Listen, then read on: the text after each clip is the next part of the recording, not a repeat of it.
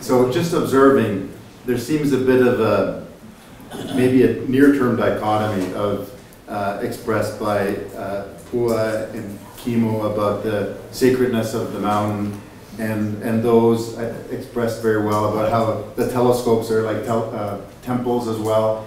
And in the near term, there's a bit of a clash there, that's clear. Yes. And I'm wondering, the vision that Steve and Phil expressed with observing from the moon, astronomy from the moon, is that something that the two sides could rally towards? Clearly, it's baby steps that are being talked about on the moon, as we've heard from the astronomers, but could that be a longer-term goal that would allow perhaps less of an impact or footprint on the mountain here in the longer term, where those observations could be off-world? I guess a question, I'd be interested the view of Kimo and Pua on that, and also the astronomers. Pua, would you like to go first? Mm-hmm.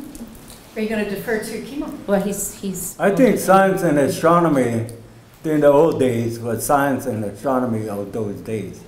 Today's idea of science and astronomy is high tech and getting out and reaching out much further than our forefathers had imagined.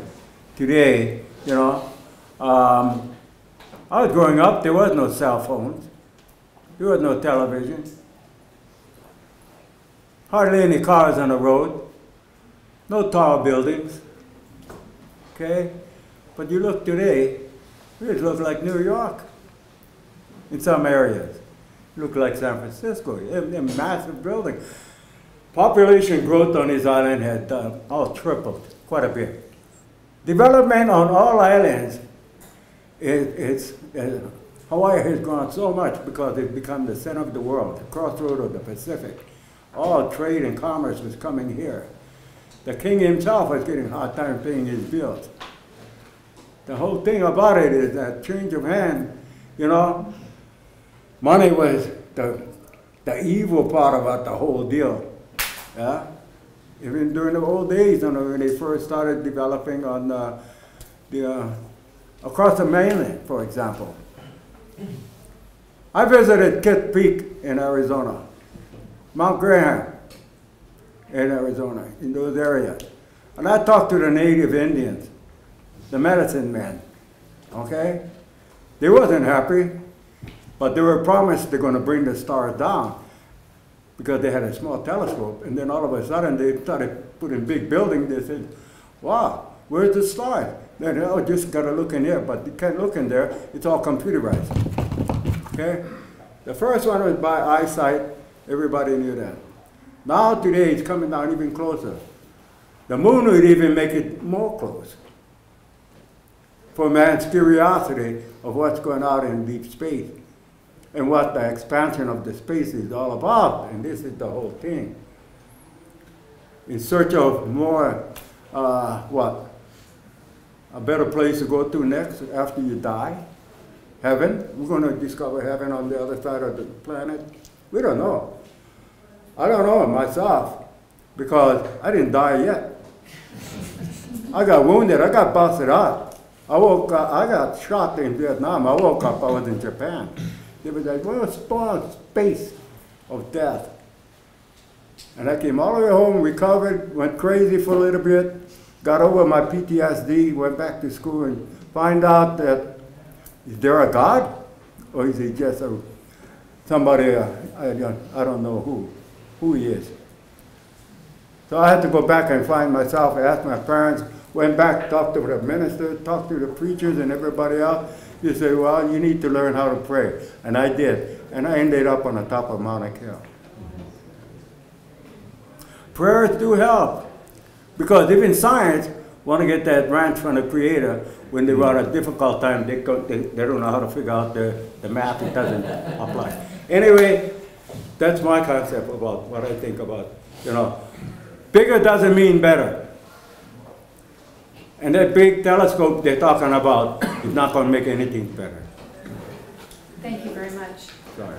Some brief comments, Pua? Real brief. I just want to say my husband, Kalani Flores, just walked in the room, and if there's a question, I feel I have to defer to him, I will, but I'm going to say something that he said in court one day, and really I'm going to start by saying I asked for a summary of this project, and it was sent to me today because I only asked last night, thinking that, my goodness, I'd read up on it, and when you ask a question like this, I'd have a great answer. I said, well, this is how I really feel. But being in ceremony and on the Mauna and in this run, I didn't even look at it.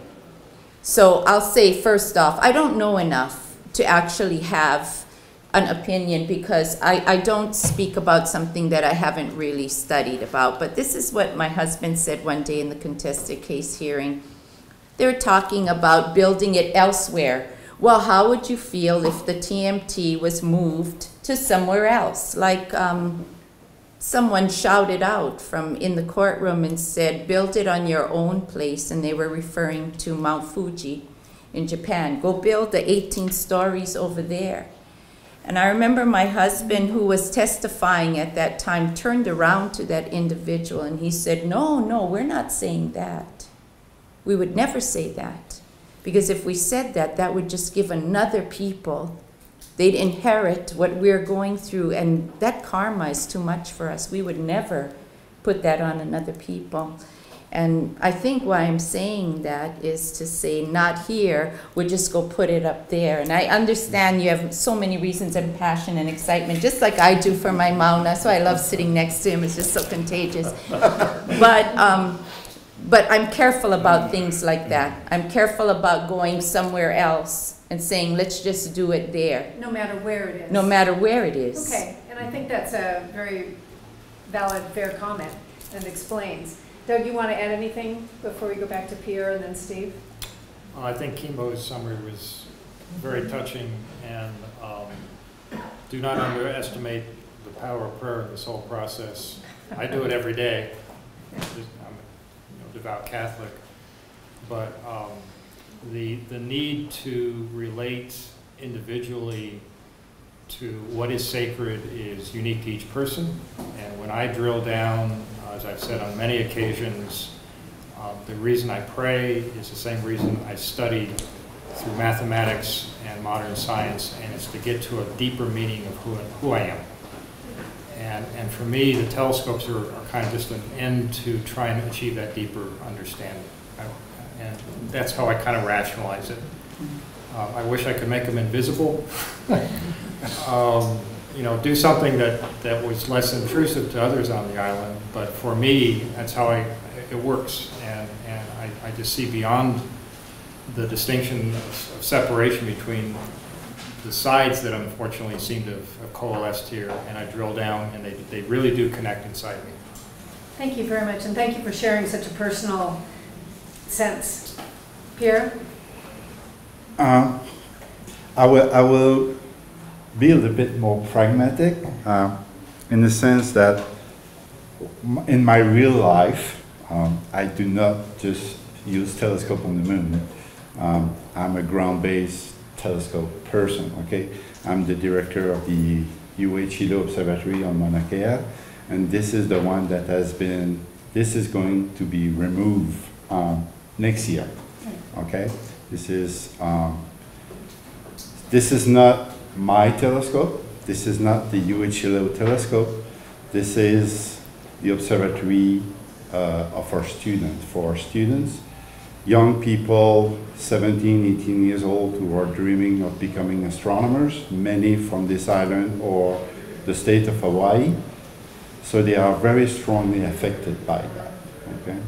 So my concern or my moral obligation or whatever is immediate to that, okay? This is a new career for me. I came to UH Hilo to address that issue because it's been a problem that observatories have been complaining about quite a bit. When I was at CFHE, that was a problem. We wanted to hire more local workforce, okay? And there was a missing component there, so I came to UH Hilo to try to help close that gap. And now we have lost our observatory on Mauna Kea. And I understand all of that. And I thank you for sharing all of that because I've learned quite a bit. But on a shorter term, we have a problem. We have a big problem, not only related to the future of Mauna Kea, but the future for the younger generation. And I think this is one of the key components that has not been brought enough in the entire picture of the entire discussion. This educational value, not only to learn about the universe, but as a whole, for everybody. I mean, astronomy is a science for everybody. This is the most popular science in the world for a reason, because it touches everybody. And it's exciting. It's exciting. Really.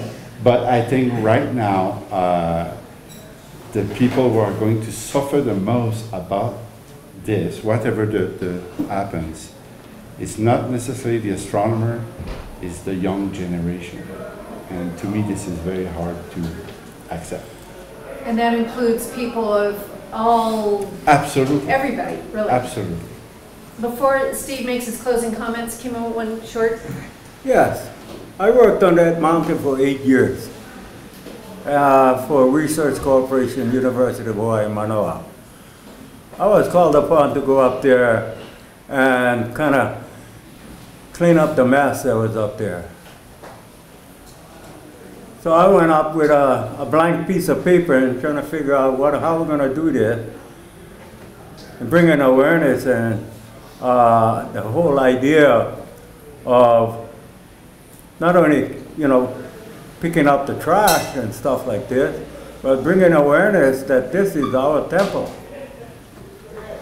So I placed the first kuahu lily on top of the summit of Vekiu. And when I did that, Kahukumana, the advisory, cultural advisors, was wondering, who was the guy that put it up there? I said, I did it. Because we, people that have the heartbeat and a pulse to our sacred mountain known as Mauna Avakea. The whole idea about this 30-meter is not strange to me, because in 2002 I turned it down. Kick it back to Chile. It went to Chile, it came back to the university.